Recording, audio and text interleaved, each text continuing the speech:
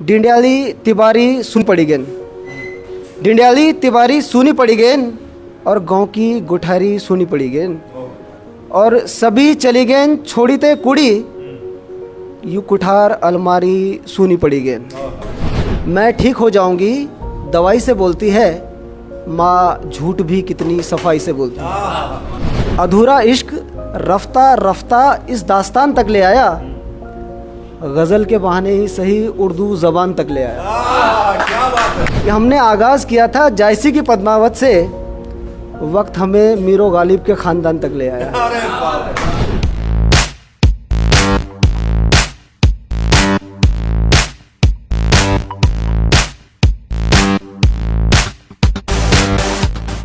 नमस्कार, पहला प्रणाम उत्तराखंड। मेरा नाम है काव्य, देख रहे हैं आप उत्तर का पुत्र, और आप लोगों के लिए लेके आए हैं एक विशेष शो जिसका नाम है काव्योलॉजी। तो जोरदार तालियों के साथ स्वागत कीजिए धर्मेंद्र उनियाल जी का। तो उनियाल जी, बहुत बहुत स्वागत हमारे इस शो में आपका। टिहरी से यूँ तो आप आते हैं और बड़े कमाल कमाल के लोग वहाँ से निकले हैं, तो टिहरी से लेके यहाँ तक का ये जो सफ़र है, ये वो पॉजिटिव वाला पलायन हो गया या फिर ये नेगेटिव वाला है? सर, सबसे पहले तो मैं उत्तर का पुत्र के इस काव्योलॉजी जो आपने कार्यक्रम बनाया, इसके लिए आपको बहुत बहुत बधाई दूंगा कि आपने हम जैसे छोटे नए रचनाकारों को मंच प्रदान करने का कार्य किया है। क्योंकि अभी तक आपने देखा होगा कि किसी भी बड़े मतलब उस मंच पर बड़े साहित्यकार ही हैं, छोटों को तो मतलब पूछा ही नहीं जाता। तो आपने बहुत अच्छी पहल की है, उसके लिए आपका बहुत बहुत शुक्रिया। और रही बात पलायन की, तो सर पलायन मेरे हिसाब से पॉजिटिव ही होता है, नेगेटिव पलायन कोई नहीं। क्योंकि हर आदमी तरक्की चाहता है ज़िंदगी में जी। तो कोई ये नहीं चाहेगा कि मतलब मैं पलायन करूं और मैं गर्त में जाऊं या मैं नीचे जाऊं। मैंने भी पलायन किया या मेरी फैमिली ने पलायन किया। उत्तराखंड की जो भौगोलिक परिस्थितियां हैं उसमें पलायन करने के लिए आदमी मजबूर हो जाता है।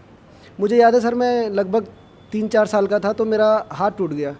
गढ़वाल पहाड़ में रहते थे हम, फिपल्टी हमारा गाँव है, टिहरी में। तो हमारे घर से जो अस्पताल की दूरी यानी कि टिहरी मुख्यालय की दूरी थी वो 12 मील यानी कि 18 किलोमीटर लगभग मान सकते हैं उसे। तो वहाँ से पैदल मुझे ले जाया गया, फिर प्लास्टर हुआ। तो इस बीच आप सोचिए कि मेरे माता पिता या मेरे आगे जो मतलब भाई जो भी मतलब परिवारजन थे, उनको कितनी मानसिक परेशानी हुई होगी।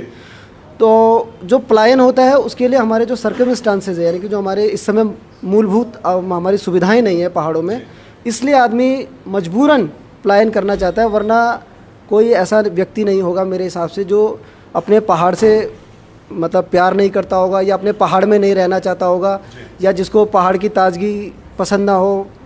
तो मेरे हिसाब से पलायन जो होता है वो सकारात्मक होता है, और उसके पीछे कोई ना कोई एक ऐसा कारण होता है कि जो आदमी मजबूर हो जाता है। अब आजकल आप देख रहे हैं कि तेंदुए की या तेंदुओं की दहशत है। तो आए दिन अभी पौड़ी की एक छोटे से बच्चे पे उसकी बहन ने उसको बचाया। तो ये जो परिस्थितियाँ होती हैं, मैंने इसमें कहानी भी लिखी थी कि उसमें उसकी मदर को जो है पलायन मतलब वो तेंदुआ खा जाता है। तो उसके बाद उसके पिताजी मजबूर होकर कहते हैं कि अब हमें जो है हम भी शहर जाएंगे, हम नहीं रहेंगे यहाँ। लेकिन उस पलायन के पीछे उन्होंने इतनी बड़ी कीमत चुका दी कि 2 छोटे छोटे अबोध बच्चों की माँ को जो है तेंदुआ उठा के ले गया और वो बच्चे अनाथ हो गए। तो वो मजबूरी आदमी को पलायन करने पे मजबूर करती है। और इसी पे मैंने 4 लाइन लिखी थी कि मायके से बेटियां अगर पलायन नहीं करेंगी, इसकी ये भी पलायन है कि मायके से अगर बेटियां पलायन नहीं करेंगी तो नव सृजन की आधारशिला कैसे आगे बढ़ कैसे धरेंगी। और बेटा भी चाहे अगर कि गाँव में रहकर ही गुजर हो, बेटा भी अगर चाहे कि गाँव में रहकर ही गुजर हो, तो सीमाओं पर वतन की रक्षा को आहुतियाँ कैसे मिलेंगी। तो सीमाओं पर वतन की रक्षा को आहुतियाँ कैसे मिलेंगी।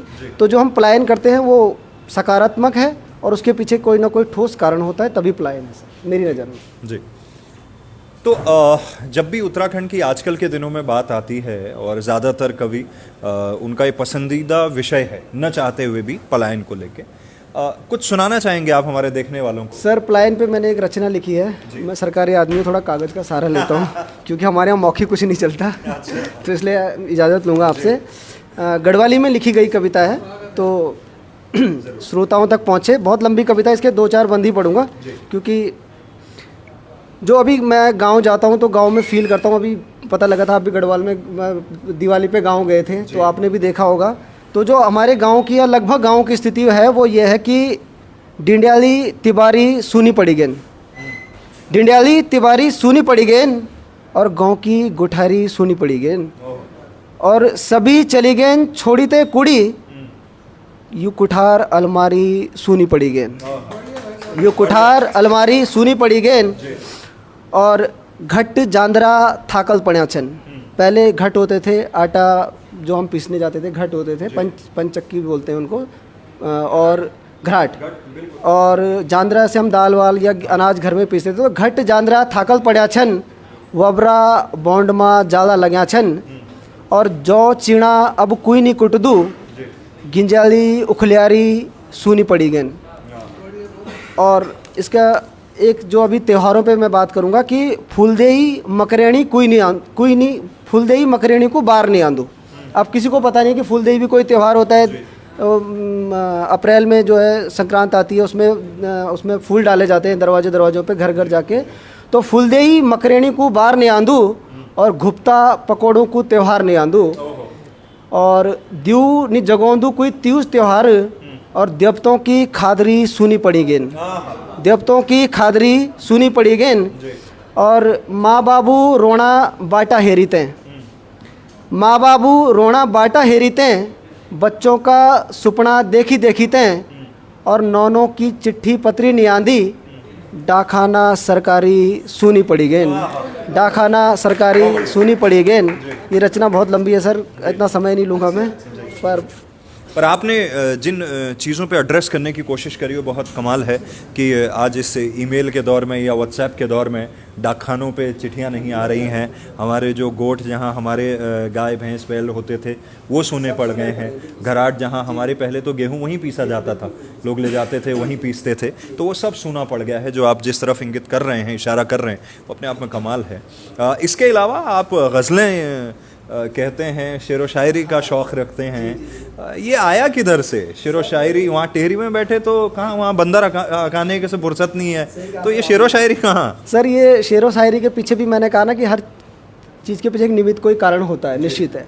तो जब हम 12वीं पास की तो मैंने शायद बताया भी होगा, मेरा आनंद जी से बात हुई थी फ़ोन पे, कुछ सर्कमस्टांस ऐसे हो गए थे, फैमिली में फादर की डेथ हो गई थी, उसके बाद मुझे दिल्ली जाना पड़ा। मैंने आपके एक इंटरव्यू में भी सुना था कि आदमी जब कुछ खोता है तभी कुछ पाता है। अभी मनीष सिसोदिया जी के साथ आपका इंटरव्यू हुआ था, उससे पता चला कि आप भी दिल्ली से पढ़े हुए हैं, आप भी।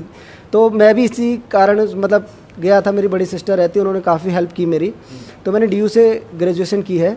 तो उस दौरान एक दौर था कि मैं गज़लें बहुत सुनता था, तो गज़लें सुन के बस एक ऐसा शौक़ आया कि बस थोड़ा कभी लिखना शुरू कर दिया, कि पता नहीं लगता था कि उस समय ये शेर मुकम्मल हुआ या नहीं हुआ, बस जो जहन में आया वो लिख दिया।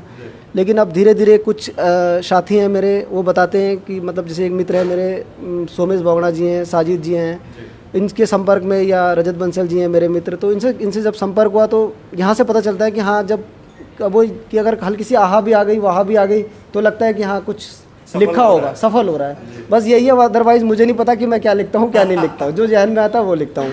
तो चलिए दर्शकों तक फैसला छोड़ते हैं कि वो कितना मुकम्मल हो रहा है, शुरुआत कीजिए। मेरा एक शेर है जो मैं अपनी माँ से काफ़ी, मतलब मेरी माँ का मेरे पर बहुत प्रभाव है, तो मैं तो माँ के लिए एक शेर लिखा है कि मैं ठीक हो जाऊँगी दवाई से बोलती है, मैं ठीक हो जाऊँगी दवाई से बोलती है, माँ झूठ भी कितनी सफाई से बोलती है, माँ झूठ भी कितनी सफाई से बोलती है।